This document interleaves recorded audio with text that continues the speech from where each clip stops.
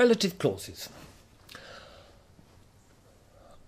We're going to be applying the grammatical terms in the box to the first 9 sentences on the screen, and I'll leave the 10th sentence for you to think about before we meet.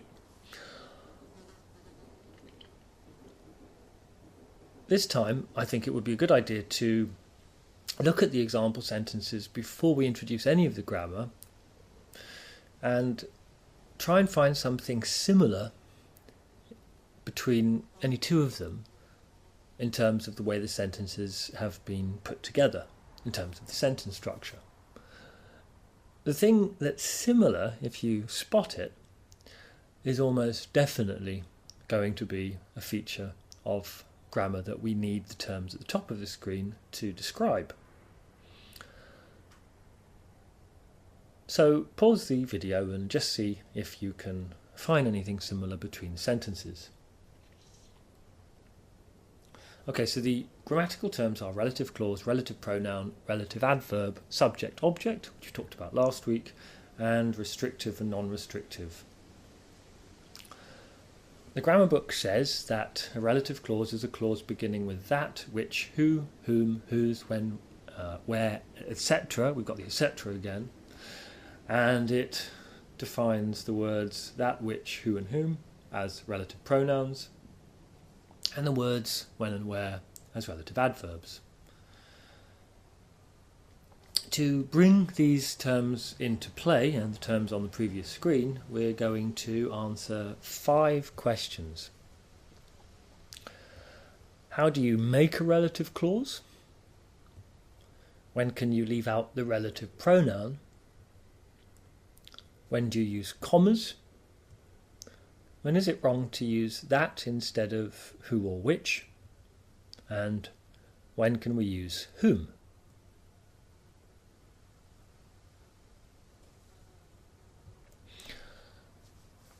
So, how do you make a relative clause? The interesting thing about this grammar, about lots of grammar, but we see it very clearly in this case, I think, is that this is something you already know. It's something you can already do. You do it when you speak without thinking. You make relative clauses. You do it when you write just as easily as when you think. Speak, I mean. The problem is to, step back slightly from what we're doing and look at the procedure, catch the procedure that we're applying, and describe it in grammatical terms, so we get more control over what we're doing when we're thinking about how to write, how to put something. So what I'm going to do is try to describe the procedure that we're applying already all the time. Okay, so here's an example. We've got 2 sentences on the screen. The book has arrived and you ordered it. First of all, we have to decide what the blue sentence is talking about. This won't be difficult. We can see that the blue sentence is talking about the book. What's this? The it, you ordered it. We can say that this is the word class. Do you remember the name of the word class? We can say that this is a pronoun. And a pronoun is a word that takes the place of a noun or noun phrase, usually in a previous part of the conversation or text. It would be a bit long-winded to say, the book has arrived, you ordered the book. We don't like that repetition, so we replace the book with it. Okay, so that's the pronoun. Next, we make a space in the black sentence for the blue sentence. And we find the relative pronoun that will introduce the main information from the blue sentence. The book that such and such and such and such has arrived. And then we put the main bit from the blue sentence in the remaining space. The book that you ordered has arrived. We could also say the book which you ordered has arrived.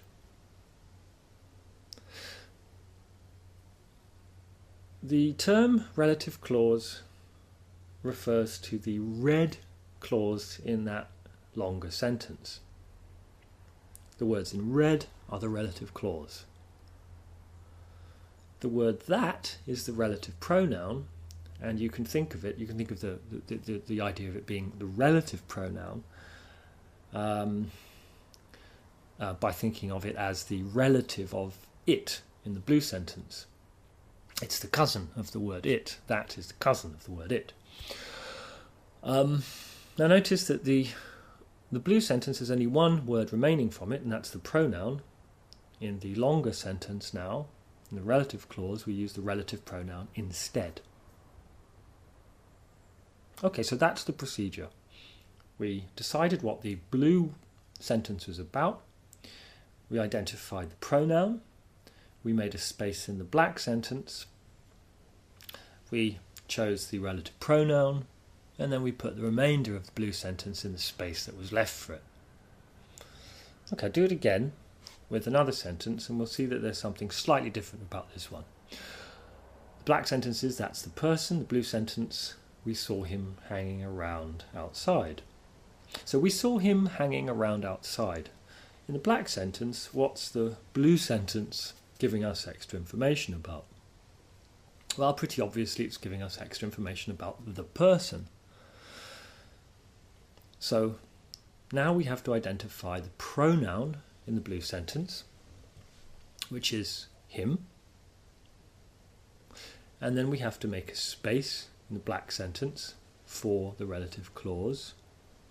Well, in this case, it's not really making a space in the sentence because the relative clause is just going to come at the end.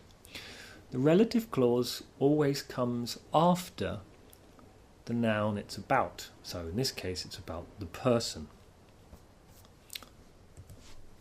So there we go. We'll put the black sentence on one side of the screen to make space for the rest. Okay, now we have to choose the relative pronoun, and I will choose that again. But we could say who in this case. That's the person who. We could also say whom, and we'll talk about that later, the difference between who and whom. But that will do. If we just have that, that will do. So that's the person we saw hanging around outside. Notice that the pronoun in the blue sentence is all that's left from it. It's all that we haven't used in the relative clause.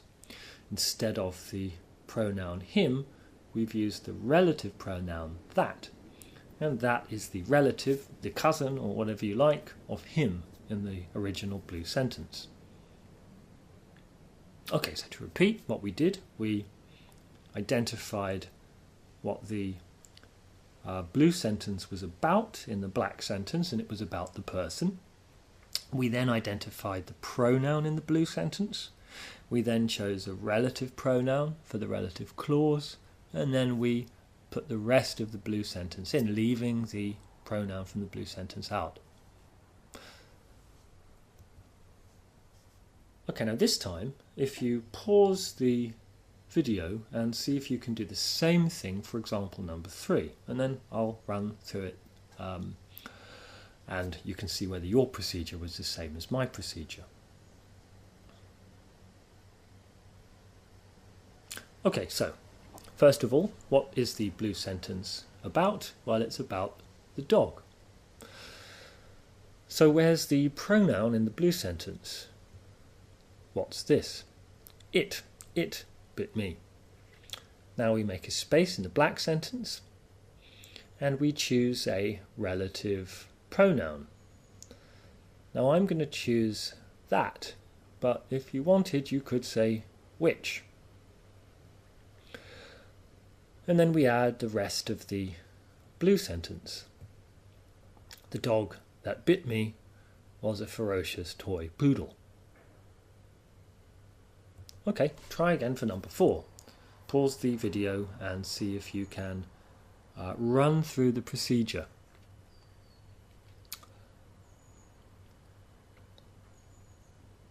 Okay, so what's the blue sentence about? It's about the child. we identify the pronoun in the blue sentence, which is his. What's this? The word his is a pronoun. We make a space in the black sentence. We choose a relative pronoun for the relative clause, which in this case will be whose. And then we put the remaining part of the blue sentence in the space left. So the child whose balloon floated away was very unhappy. Notice here that the pronoun his is a possessive pronoun. The balloon belongs to the child, his balloon. So the pronoun whose is the replacement for a possessive pronoun. Okay, the next example. I remember a time and no one had a mobile phone then. This is a little bit different, but pause the video and see if you can apply the same procedure, because the same procedure, despite the difference, applies.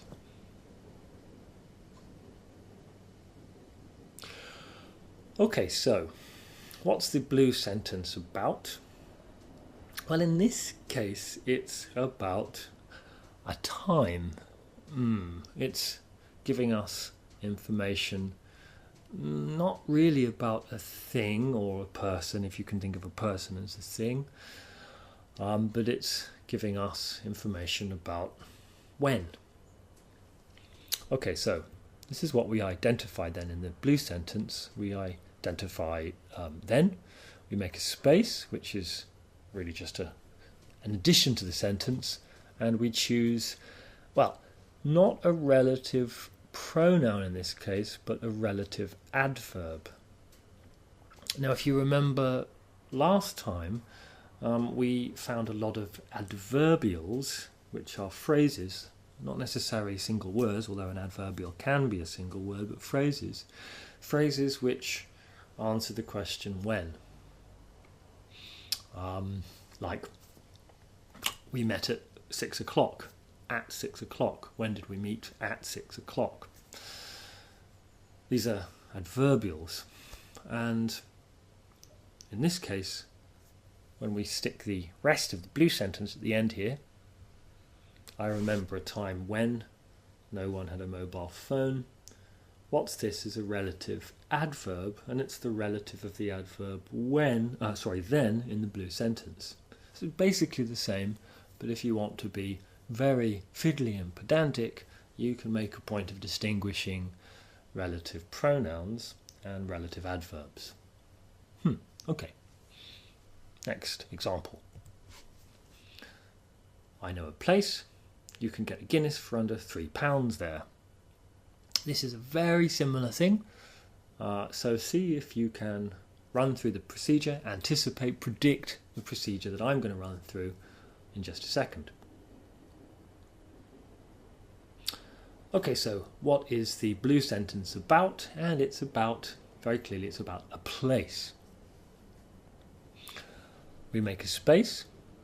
Before we make a space, we decide what the word in the blue sentence is going to be changed in the relative clause, what's going to take its place in the relative clause. We make a space in the sentence. Again, it's just a space at the end of the sentence in this case. And we choose not a relative pronoun, but again a relative adverb, which is the adverb where. And we say, I know a place where you can get a Guinness for under £3. In this case, the relative adverb is the relative of the adverb there in the blue sentence. The distinction between adverbs and pronouns, relative adverbs and relative pronouns. Fiddly, you don't have to bother with it unless you want to, but the basic procedure for making the relative clause is the same. That's the main point. Okay, now one more example, number 7, which shows a slightly different thing going on in the relative clause. see if you can guess what it is, or if you can discover it by just applying the procedure that we've been using so far. So pause the video and see if you can apply the procedure. Okay, so the paper was green and the present was wrapped in it. Well, wrapped in it means wrapped in the paper. So the blue sentence is about the paper. So first of all, or next rather, we identify the pronoun in the blue sentence, which is it. Then we make a space in the black sentence. The paper, blah-de-blah-de-blah, was green. We choose a relative pronoun, and I'm going to say which here. And then we add what's left. Now you'll notice I've got a space before which and a space after which. This is the relative clause. The paper in which the present was wrapped was green. Now you may have produced the sentence, the paper the present was wrapped in was green. I'll say that again. The paper the present was wrapped in was green. And that would be fine. That would be just fine. But sometimes people say that the preposition in a formal sentence, a sentence which is more appropriate, say, for academic writing or a legal document or something like that, preposition in a clause shouldn't come at the end. Well, it does come at the end if we say the paper the present was wrapped in was green. It's supposed to sound a bit more formal if we say the paper in which the present was wrapped was green. Perhaps it sounds a bit smoother, I don't know. You can say the sentence to yourself or both versions of the sentence to decide. In any case, just notice that the relative clause here doesn't start with the relative pronoun, but it starts with the preposition, and then comes the relative pronoun. And it would be odd, I think. It would sound odd, it would sound clunky and wrong if we said the paper in that the present was wrapped was green. We need the which here. Why is this? Well, we can say, it's enough to say that when the preposition comes before the relative pronoun, we use which, or we use whom, or whatever the noun dictates. Which is for things, whom is for people. We don't use that. We'll see in a later example that distinction again, and it might make sense of it. But let's leave it at that for the moment. And we'll go on to the next question, which is, when can you leave out the relative pronoun? Okay, so let's go back to this example. The book that you ordered has arrived. You ordered it was the blue sentence, and we saw that the word that was the relative pronoun for it. It was the cousin of the word it in the blue sentence. Now, if we take the relative pronoun out, I think we'll agree the sentence sounds just fine.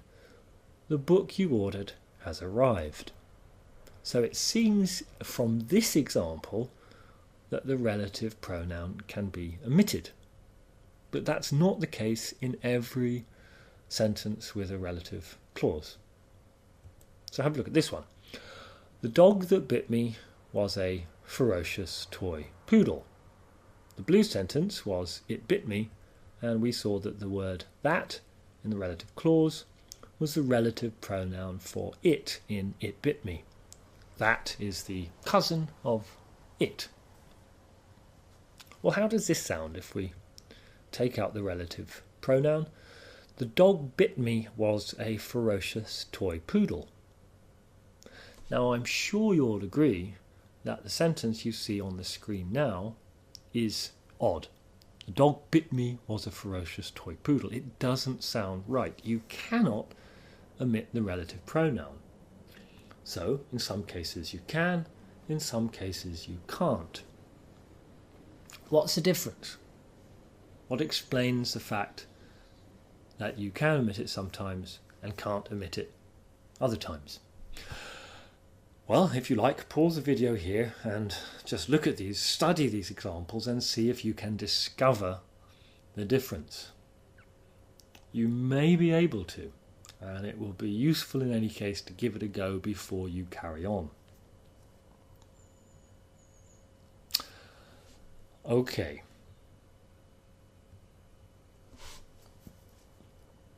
Here are the blue sentences, the sentences that get put into the relative clause.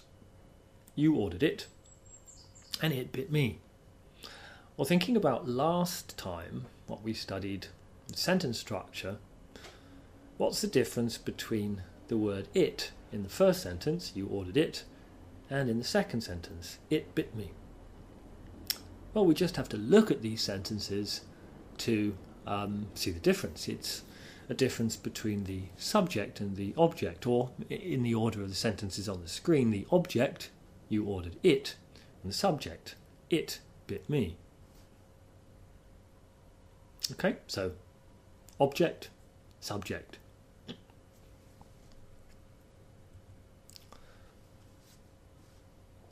Now look at the sentences with relative clauses. The book that you ordered has arrived, and the dog that bit me was a ferocious toy poodle. In the first case, that is what? It is a object relative pronoun. It takes the place of a relative pronoun, which is the object in the blue sentence. You ordered it, that you ordered. The book has arrived, you ordered it. The book that you ordered it, has arrived. It's a bit confusing when you repeat the sentences again and again, but I hope you can remember the blue sentence and see how it's been incorporated. And the second sentence, that, is the subject.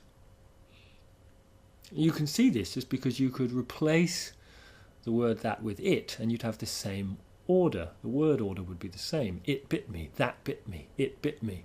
Look at the first one, the one above it. You ordered it, that you ordered. You ordered it, that you ordered. Now this is a difference between subject and object. The subject and the object of the relative clause. The book that you ordered, we can say, the book you ordered has arrived. We can omit the relative pronoun because the relative pronoun is the cousin of an object. You ordered it. It is the object. The dog that bit me, you cannot omit that because that is the relative, the cousin of a pronoun which is in the position of the subject in the sentence. It bit me. And that's absolutely all there is to it.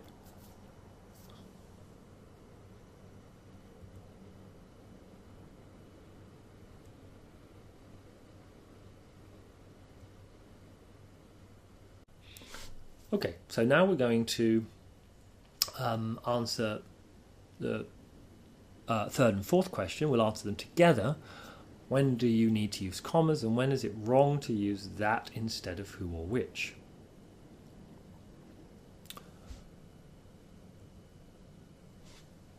If you look at the next example, the students asked to take a break. They smoke. See if you can predict the sentence I'm going to get when I incorporate they smoke as a relative clause in the students asked to take a break. Okay, now this is what you should have got.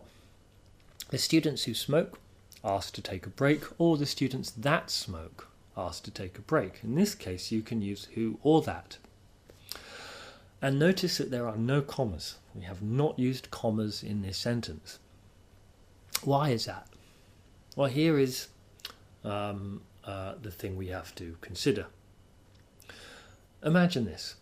There are 10 students in the class. And the sentence says that the students who smoke asked to take a break. What do you think? How many students in the class smoke? Well, how many? I mean, do you think they all smoke?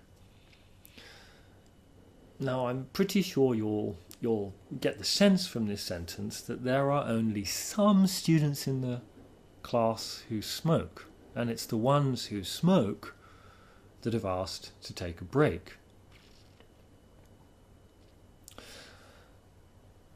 Now, this is a restrictive relative clause. It restricts the students that we're talking about to the students who smoke. It draws a line down between those students who smoke and those students who don't smoke. And it's the ones who smoke, the ones that smoke, the ones who smoke, that ask to take a break, not the ones who don't smoke, that don't smoke. So I'll just say again, no commas, and we can replace who with that. Okay, again, incorporate the blue sentence into the black sentence as a relative clause and see if you come up with the same sentence as you're about to see on the screen. This is an important prediction here. If your prediction is the same, fantastic, and we'll see why we've applied the procedure in the same way, but you may find that there's a difference, and we'll see. Okay, so have a go. Well, here's a sentence you should have got. The students who had already been working for over an hour asked to take a break. Notice that we've got commas, and, well, this will be perhaps controversial, we cannot change who for that. Now, sometimes people disagree about this. As I say, it's perhaps controversial. But if I read the sentence out with that, with exaggerated intonation, to just try and clarify, try to make the music of the sentence clear, you may agree with me. How does this sound? The students that had already been working for an hour asked to take a break. How does that sound? I'll say it one more time. The students that had already been working for over an hour asked to take a break. Right, now here's the important point. Again, we ask, imagine we've got these 10 students in the class. Now, how many of those 10 students asked to take a break?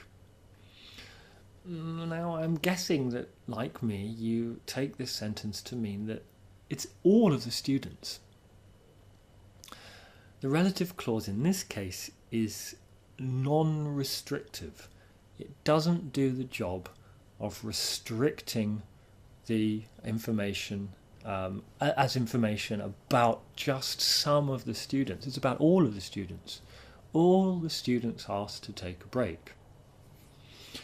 What the clause gives us is additional information, non-essential information.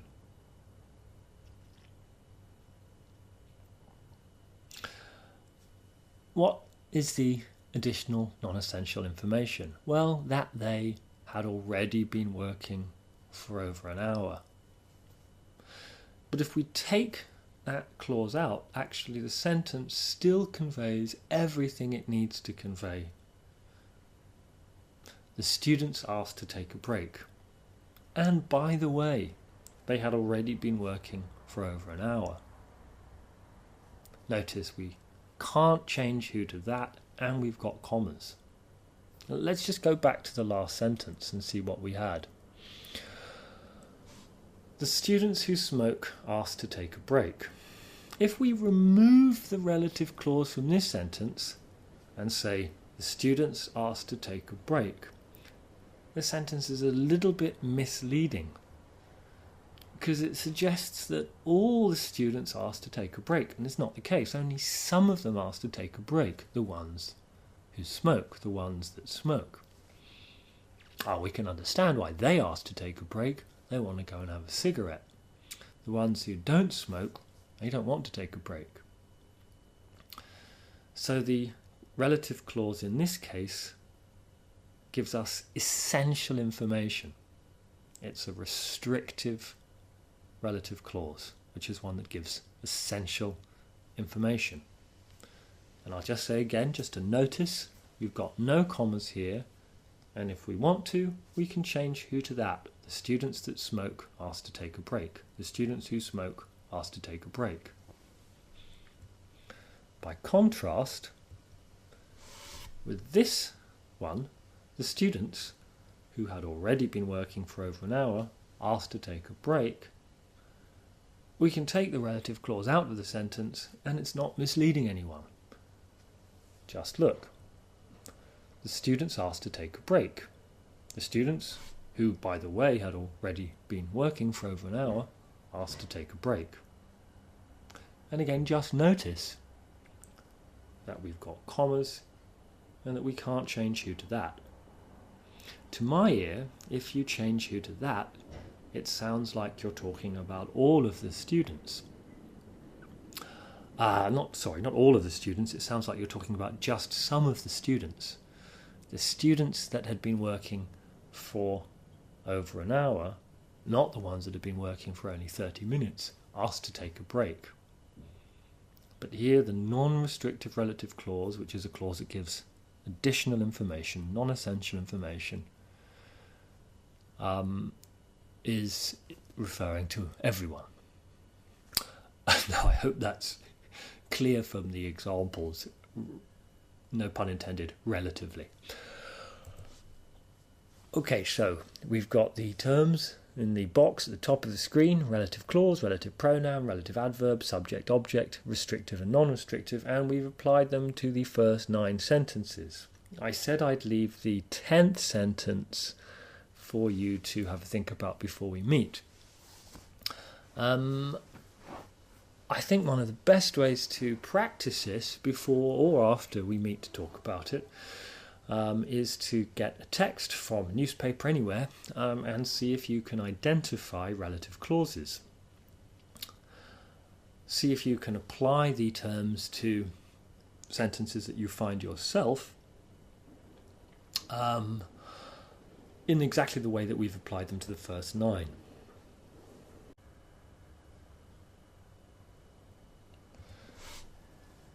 Now, it may have occurred to you that we have not answered question number 5 explicitly. We haven't answered the question, when can we use whom instead of who? Well, actually, we have answered this question in passing. We've already said enough to give us the answer to number 5, but we just haven't given the answer explicitly. So something else you can do to get ready for when we meet, or after we meet, to have a think about it, and we can post a question about this on forum or bring it up in class, is try to answer question number 5. When can we use whom? When is it right to use whom? When is it okay to use whom instead of who? And when is it wrong to use whom instead of who? Okay, so good luck with that, and just to say again, if you have any questions, post them on the forum or write them down and bring them to class.